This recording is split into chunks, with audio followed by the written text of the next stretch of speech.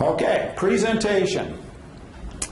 Jerry Seinfeld once said that people's number one fear is public speaking and number two fear is death.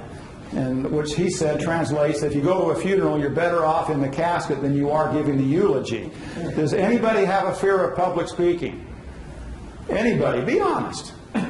I get anxious about public speaking. I woke up at 3:13 this morning with a little nervousness. It wasn't because I'm not confident about the content. I am. But I was wondering who's going to be in my Los Angeles meeting today. Are there going to be any troublemakers, for example? You know, but you've been a wonderful audience, no troublemakers. But I get a little anxiousness in anticipation of the meetings, and I dare say I probably have given more presentations than anybody in this room, and I still get nervous. And I've given literally hundreds of them to thousands of people over the years now. And so I think that being a little bit nervous is good news because it keeps you on your toes. Now let's talk a little bit about how to calm some of those concerns. Preparing for the workshop. This is an example of what a typical dinner seminar might look like, where you have these round dining tables, and you seat 4 or 5 at each dining table, so everybody has line of sight to the projector, nobody sitting in front of you. They have a tabletop on which to eat and also to write in their notebook. You have the screen high enough that everybody can see. You take charge of where people will sit, meaning that when they arrive, you register them and check them off and give them their tent card, and then you walk them into the room, you are an associate, and you introduce them to other people in the room. This is part of that rapport building experience and making them feel important, because people are far less inclined to return to you for an appointment if they don't feel warm than if they do feel warm. And also, sometimes more than 30 people may show up. It's not. I used to have them happen all the time. We'd reach our capacity of 25 or 30 people, and then for whatever reason they had Sunday dinner with their best friends, and their best friends wanted to come to the same seminar with them. And so just be prepared for that, because it can and will happen. Check screen height. You want to make sure your screen is high enough that everybody in the room can see without having to stand on their tiptoes. Also, has the temperature in the room been good? If anybody would have raised their hand and say a little too hot or a little bit too cold, I would have paid attention to that and asked someone to help us with the temperature. Would you rather have the room too warm or too cool? Yeah, border on the too cool side. Too warm will put people to sleep. All right? I use it. Yes, Chris. Projector brand or model that you would recommend? The only recommendation I give is that they have 1,200 lumens. 1,200, 1,200 lumens. This one I think has 1,200 lumens exactly, which means it will light up in a room that is already lit up as well. It's powerful enough to be seen even in a lighted room. But my particular one is a Optima, O-P-T-O-M-A. I would highly recommend you just shop for it on the internet through one of the internet services. You don't have to go to a store. They're all good, and they all have warranties of 1 or 2 years. Okay? Having assistance help, I used to use a ratio of 1 to 10. If I had 28 people registered to come, it would be me, the presenter, and at least 3 assistants or associates. 1 for every group of 10, 1 additional person, so that we can meet people's needs. If it was 15 people, myself plus 2. You get the ratio there? Just so, because if you're just all by yourself, you're going to be outpersoned, outmanned, if you will, and you don't want to be running around trying to satisfy everybody's needs. It's just too difficult. And also prepare for emergencies. What possible emergency could happen today? Projector dies. Projector dies. A light bulb burns out. Do you think I'm professional enough, Rich, that I have a spare bulb? Yes. Thank you for that. I do have a spare bulb. However, I'll be honest, I have no idea how I would replace that bulb. And a friend of mine back in the Midwest, he said, Dave, I've solved the problem. I have 2 projectors. And price has come down. I used to go across the country with a projector bigger than a bread box. It was huge and heavy. And it cost me $12,000. And now you can buy a projector that runs circles around that old projector for around $600. I mean, or less sometimes. So really, it's not that big of an investment. All right. Setting up the room, you want an area to welcome guests. Did all of you feel like you were expected when you arrived? Stephen, who's very professional, looked sharp, is sharp, noted who you were, checked off your name, prepared your tent card for you. Jim, I'm guessing your given name is James, but you don't go by James. And so Stephen correctly asked you, do you go by Jim? And that was the name that appears on your tent card. I only had one problem with this once upon a time, and it was in Oklahoma City, where the gentleman's name was A-L-L-A-N. What does that spell out? Alan to you and me, but when I said, Alan, you have a question, his hand was raised, it's Alan. So I regret that I made the mistake. Another reason to go around and shake the hands of the people in the room. All right, materials and supplies. What? Yes, Curtis. I'm sorry, but tent cards versus name bags, is there any particular reason? Okay, yeah, there is, because name tags on the lapel or the blouse or what have you get really small by the time you get back 4 or 5 tables. It's not as easy to see as it is for one like me to see with a tent card. But I do see lapel, name cards used from time to time. I prefer the tent card. A little easier to see the names. See, I can see Javier, rather, as if he is on the second row. Okay, now materials and supplies. What do you want each buying unit to walk in with to your next seminar? A workbook, a pen or pencil, and an evaluation form. Those 3 items.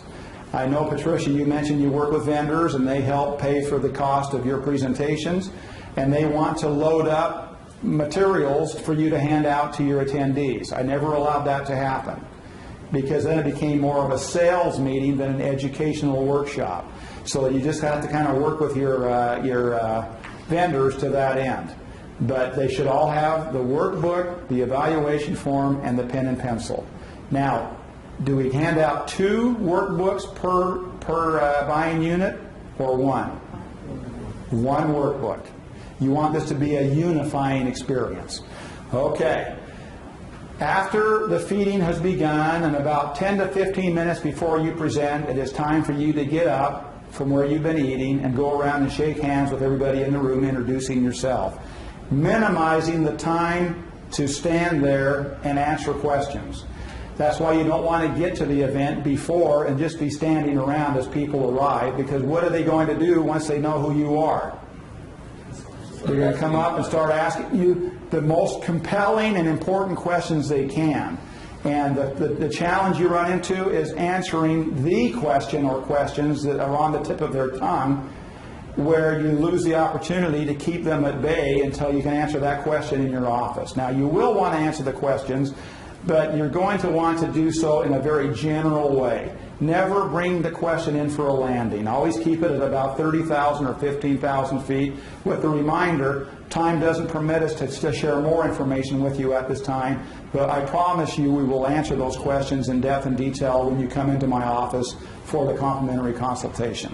So Dave, you don't recommend you meeting and greeting the guests when they arrive? Do not. Do not. I let my associates and assistants take care of that. Yep. Who do you think my assistant was when I first started? My dear wife, Debbie. She never spent a day at the office, but she loved the event. She's very gracious, and she just really played the part of the perfect hostess. In fact, when people would come back to the office to say, I'm ready to meet, they'd go, where's Debbie? And I said, well, I'm sorry, Debbie doesn't work here. Oh, I'm so sorry. One reason they like Debbie is because I never served dessert at any of my meetings. What they would leave with at the end of the evening would be a plastic with ribbon around it, a bag of chocolate chip cookies that she had handmade, that she had baked. And they would all walk out, and they would always say, thank you for the cookies. I'd like to get the recipe of whatever it was. All right. Whoops. Sorry. Key delivery skills, posture, stand straight and tall. I'm getting a little bit along in years, and it's my tendency sometimes to just want to come over here and lean against this wall or sit in a chair. But that's not my job. My job is to stand in front of you in a credible and authoritative way, which is straight and tall, just like my parents taught me to stand. And also position myself nearer the center of the room. I apologize, Stephen, because I'm interrupting your line of sight here. But you want to be kind of near the center of the room, not too much bias on one side or the other. I never present from this side over here. Why? Because, again, our culture of learning is from left to right. If I was standing on this side, it would be from your right to my left to transition from me to the screen. But when I'm in the proper presentation position, it is from your left to my right that you meet with me as well as what's on the screen. Does that make sense to everyone? Okay, hand movement. You don't want to move your hands too much, but you can make big points as well as small points. Yes, Javier? I'm sorry, I had a question regarding the actual workshops. What's more powerful, the 1 hour workshop or the 6 hour? Where you spend more time. Because a lot of it has to do with the rapport building. You get at least 50% response in the 1 hour workshop for coming into your office. When you spend 4 to 6 hours with the attendees, you get a 90% response. Why? Because they've gotten to know you, the rapport is strong, they trust you, they're ready to come in and take next steps with you. Yeah. Okay, gestures, still not polite to point, so I still gesture, so that if Richard raises his hand, I will gesture to Richard and invite him to ask his question or make his statement. Eye contact. How important is eye contact for making people feel welcome? Very important, isn't it? So every once in a while you'll want to do a figure 8 around the room just to make sure everybody has a chance to visit with you with your eyes. And then when people ask you a question, you want to look the question asker in the eye as the question is asked, and then when the answer is given, you open up the answer to the entire room. So it's not just a dyadic relationship, one-on-one. It's now back to the group presentation. Okay? And also be aware of this, that you'll find people in the audience that are going to be you'll feel very comfortable with because they're attentive and their heads go nodding up and down, they're agreeing with everything you say, and your natural tendency will be to spend most of your time looking at them. But then they begin to feel a little bit uneasy because you're spending too much time staring at them. You know what I'm talking about? So be aware of that. It will happen. But don't be looking at inanimate objects like the wall or the lights or the carpet, okay? You want to be always visiting with your audience with eye contact. Your voice, it will usually modulate in a room like this satisfactorily. If your voice does not carry, just get a 100-watt speaker with a Bluetooth level lower microphone similar to this that will connect to the speaker so you can still speak in a conversational tone without having to yell to reach the back of the room. Okay, nothing more annoying than someone yelling at people. All right, practice, practice, practice. Do we believe in practice? Yes. I encourage you to find someone who loves you enough to critique you. I'm going to share a brief story that I don't share very often. It involves my dear wife, Debbie, so you can't tell her. She'll never see this video.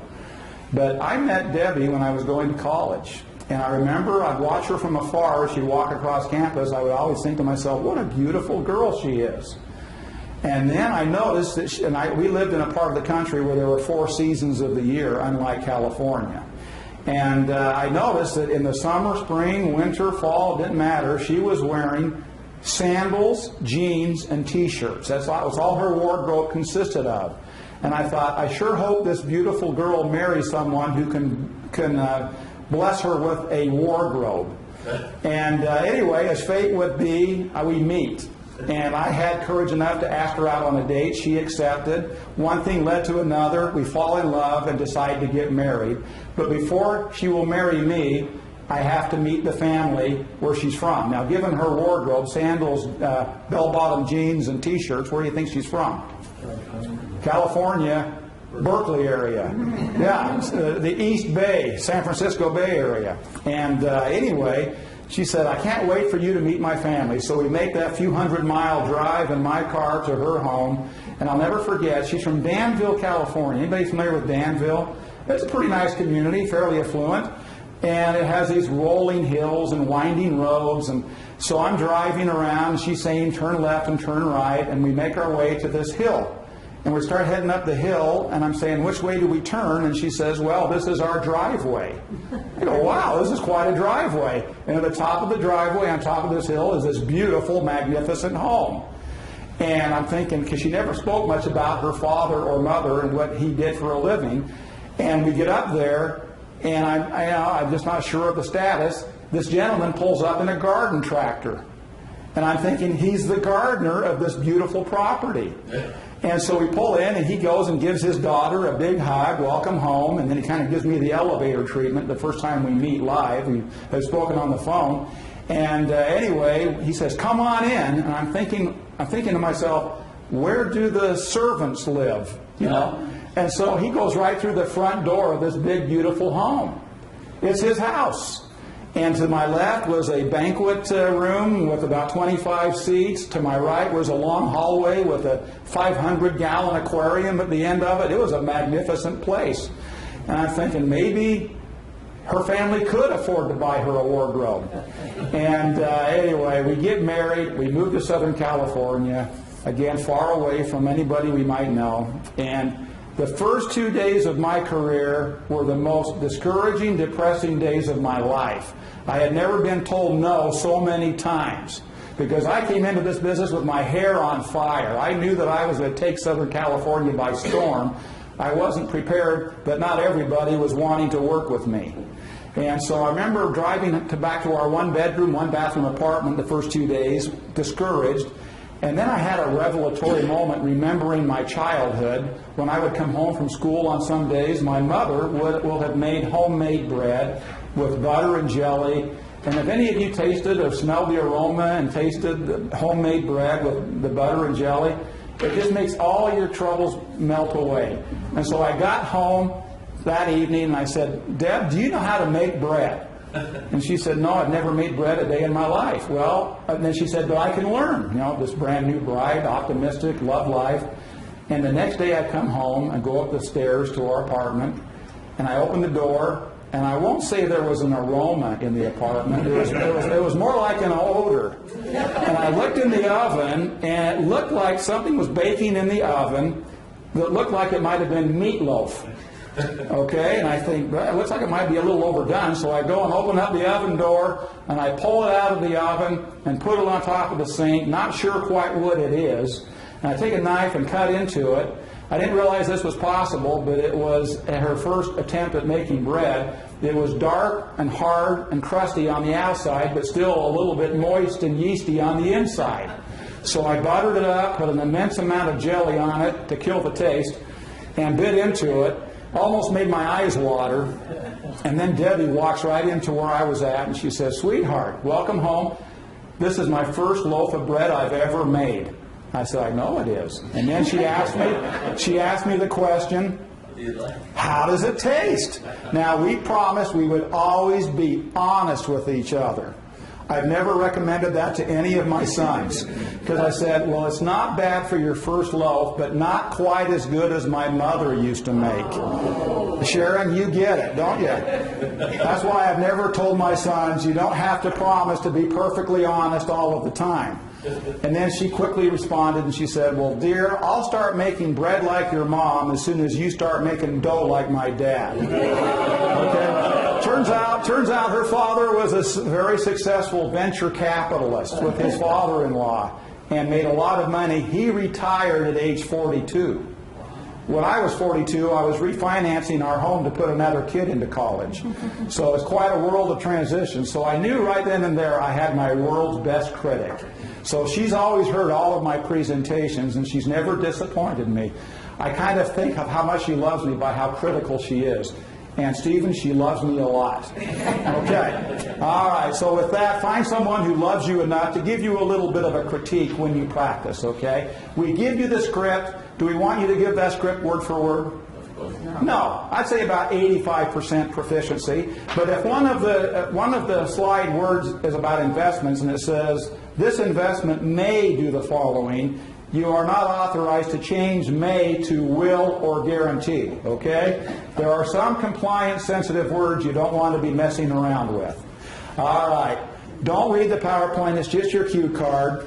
And also, don't stand behind a podium. I could have had a podium here in this hotel. Why don't I have a podium? It's a barrier. It's a barrier between myself and my wonderful audience, and we want to build rapport, not build barriers. All right. People pay attention to the words that you say. They do listen to the sound of your voice, but the visual is most important to them. So when you present, just make sure you're wearing nice, appropriate business clothing. I would present anywhere from LA to the west of where I live to Palm Springs to the east of where I live.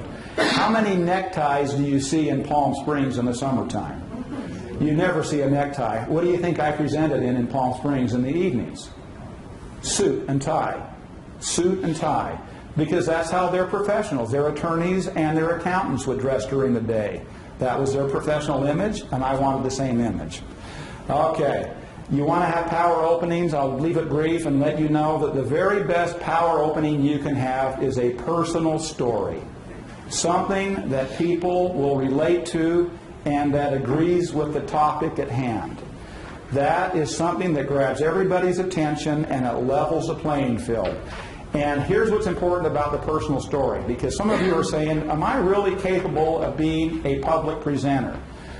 And I would say the answer is yes, so long as you are sincere. You must be a sincere person. You must believe that you can help people improve their circumstances.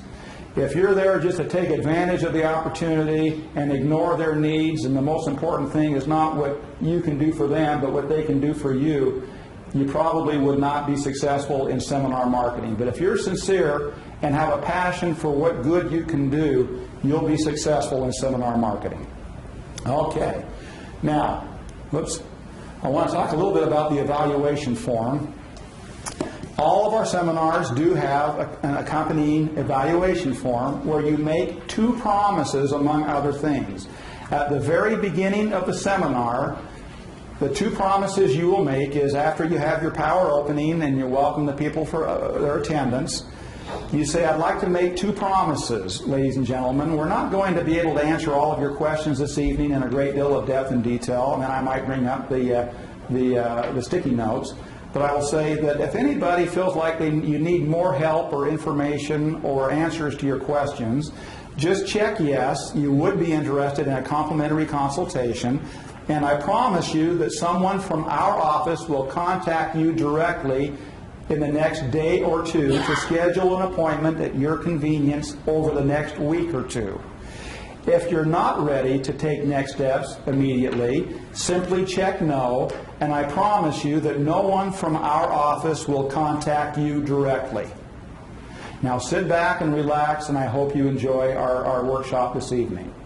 Why would I say that at the very beginning of the session? Relaxes them. It does. It puts them at ease.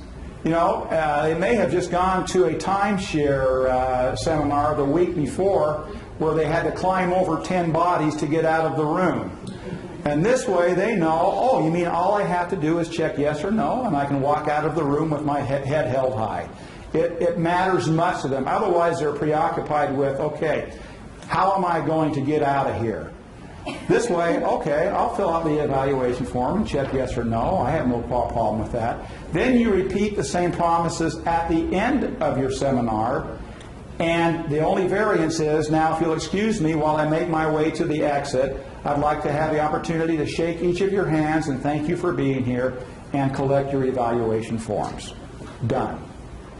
That way, you know, they're on their way out the door with no time to ask you any questions. If you said, okay, at the end of tonight, this is it, folks, I don't have anything more else to present, if you'll now just come up and give me your evaluation forms, you know, I'll take them now. What does that expose you to? People standing in line wanting to ask you questions. And this way, at the exit, they're on their way out. And I would sometimes even say, wow, I have a fairly young family and I've got to get home as soon as possible, so I hope you understand. And I'll look forward to working with you if you're interested in the next week or 2. Okay. I have a question. Yes. Do you ask for referrals? Or Not at that point, no. Because it's on the evaluation. No, this is an educational workshop. And if I begin to make them feel uncomfortable, like you've got to give me something in return, it's sometimes like passing the plate at church. Some people would prefer not to have the plate passed. You know, I don't go to a plate passing church in the first place, but I know that those that do. And you just don't want them to feel obligated to do anything except complete the evaluation form.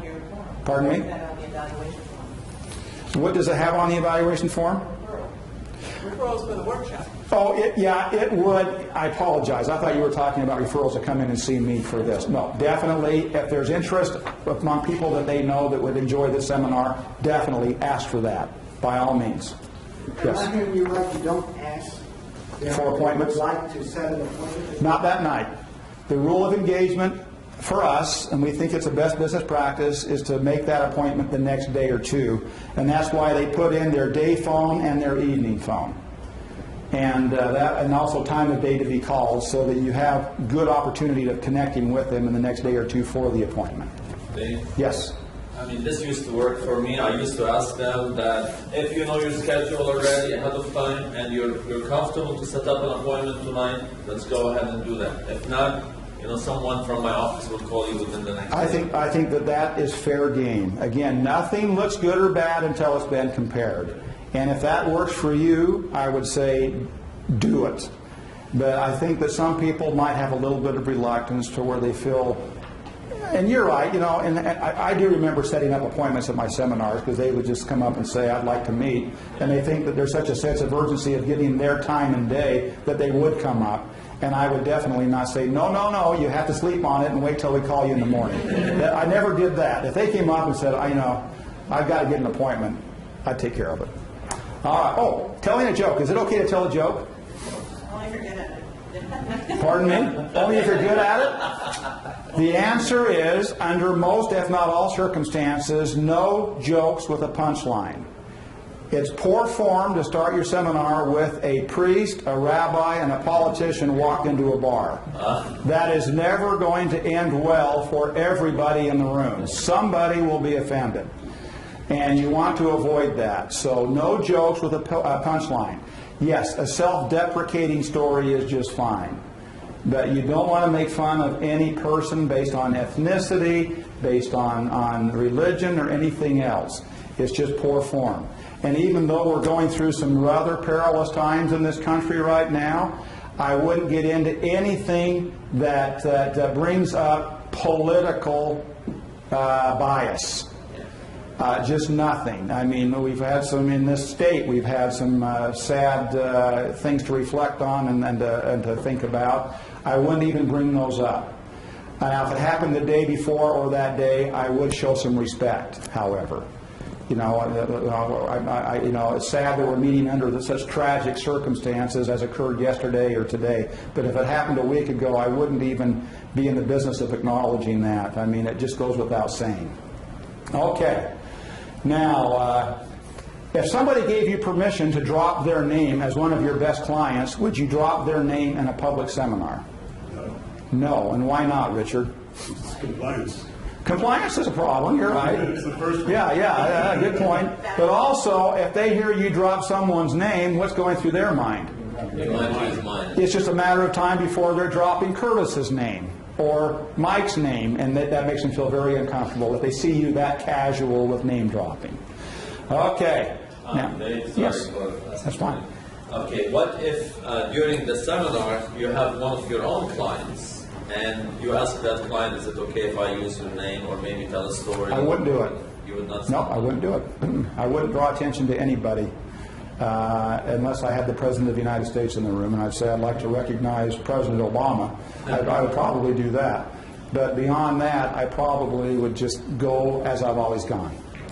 Now, I did once upon a time, there was an attorney, a business and estate planning attorney who I did a lot of business with, and it's nice meeting you folks. I knew you had to leave ahead of time, so wish you a very prosperous 2016. And I know you have a couple of associates remaining here, all right? So anyway, where was I? Lawyer friend. Oh, yeah, lawyer friend. This lawyer, his name is Ed, and Ed went to Georgetown Law School, and he went to another four-year university for his undergraduate degree in drama. So here he was, a college-educated drama major with a law degree from Georgetown. Dangerous combination. And I'll never forget, he said, Dave, may I come to your seminar next week? Sure, Ed, you can come to my seminar. It was in Palm Springs.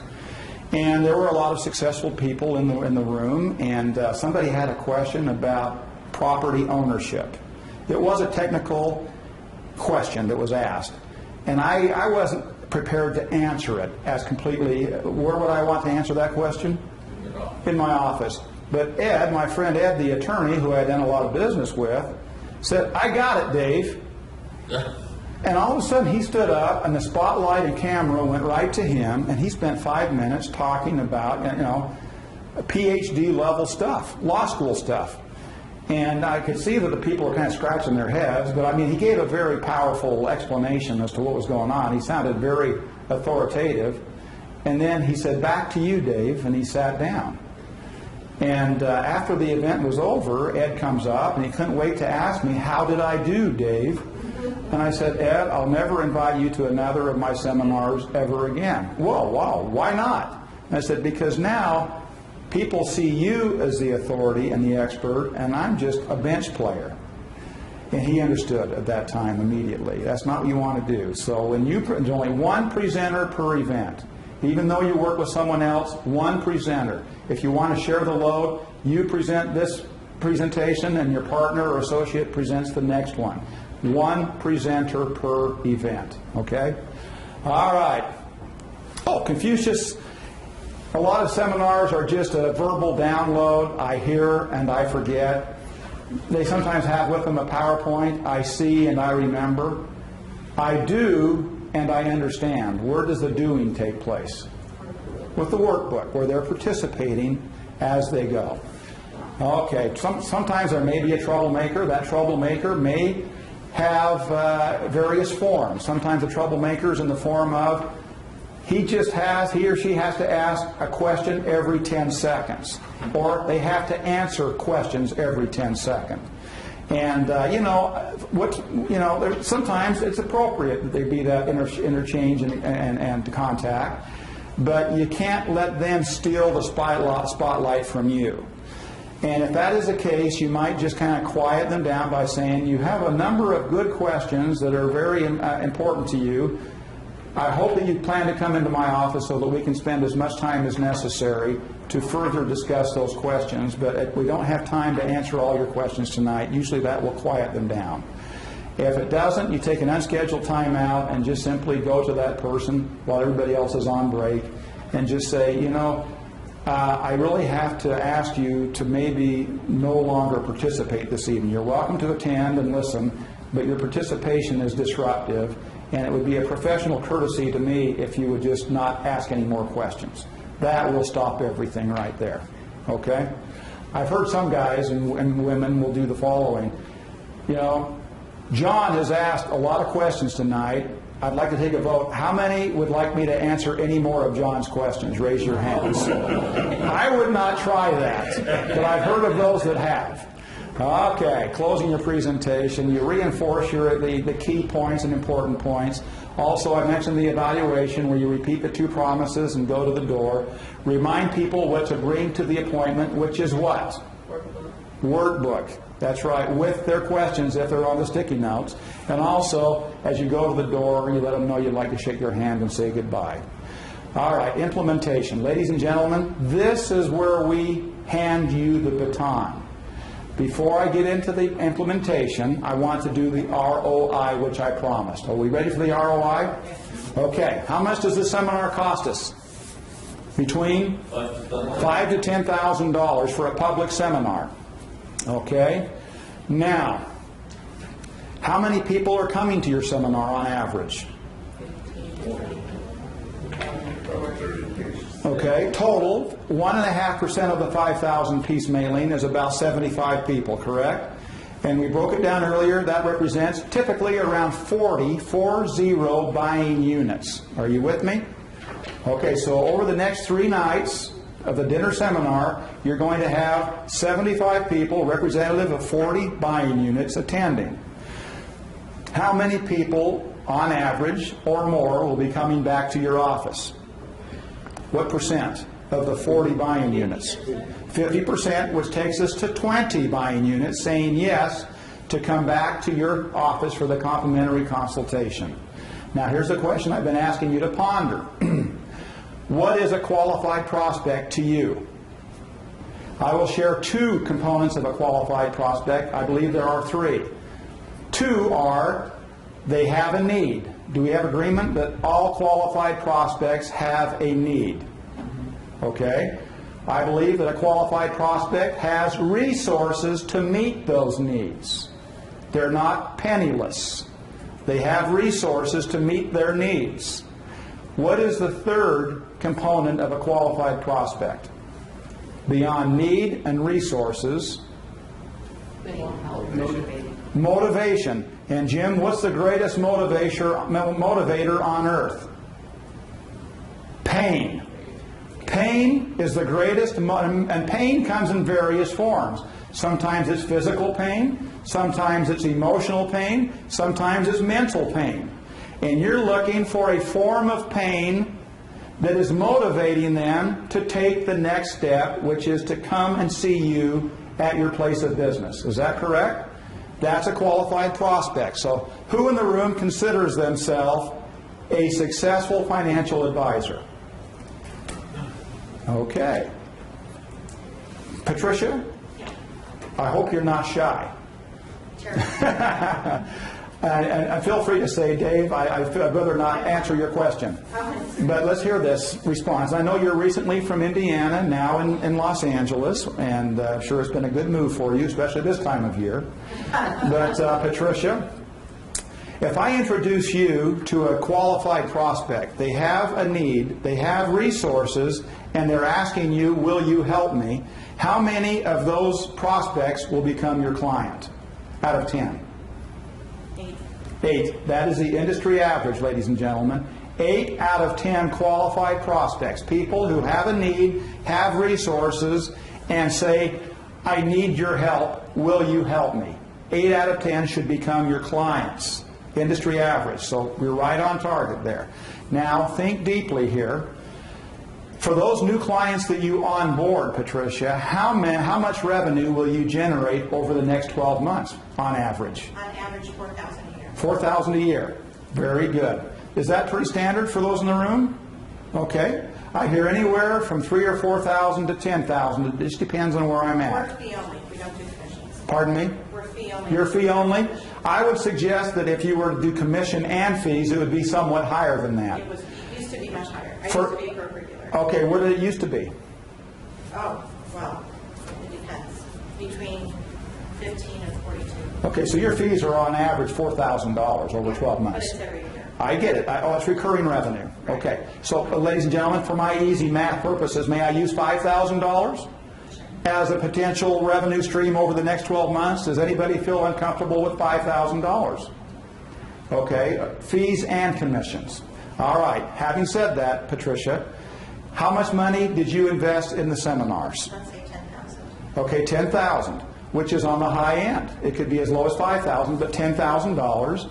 And if 8 out of the 10 become your clients, but let's be conservative here, let's just say half of them become your clients. Not 8 out of 10, but 5 out of 10. That to you is $40,000. Is that correct? And you invested $10,000. That is comfortably to you a 4-to-1 return on your investment. Is that an acceptable return on your investment? 4-to-1? Historically, I used to invest, it would be about 5,000, and we get about 40,000 per seminar. That was 40,000 per seminar. Yeah. Okay. Well, So, and I mean a package of seminars, my Tuesday lunch dinner. yeah, and I know you're a very complex operator with how you operate, and I commend you for that. But ladies and gentlemen, I'm just here to share with you, on average, you're going to be getting a 5-to-1 return on your investment over time. And let's just not keep it at 1 mailing and 3 dinners. Let's say you do 4 of those in a year. That's additional revenue of anywhere from $120,000 to $150,000. Is that acceptable to most in the room? That's increased above and beyond what you're already getting, because you're not going to be discontinuing any of the marketing techniques that you're using currently that's making you productive. We're just asking you to consider adding seminars to your portfolio. And I tell you what, it can and will make a difference. Seminar marketing remains the #1 business growth tool in the industry if you want to fill your pipeline with qualified prospects and remain busy, remain productive, not just busy.